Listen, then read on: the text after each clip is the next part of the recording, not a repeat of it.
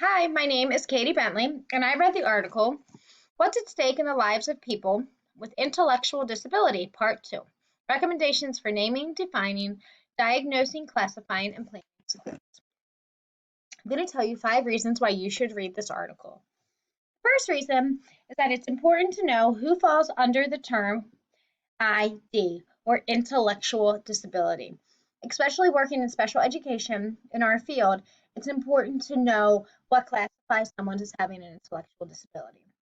The second reason you should read this article is that it's important to know what the operating and the constitutive definition of ID is. This article tells you the difference between the two and what the definitions are.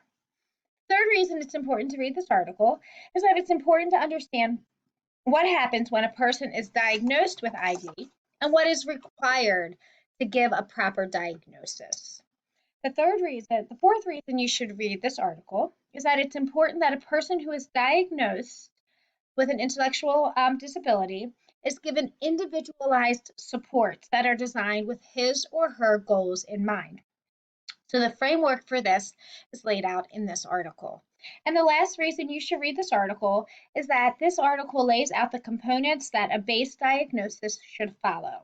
It's important to know what is looked at and evaluated when a diagnosis is given to someone with ID. So when someone gets diagnosed with ID, it's important to know what is looked at.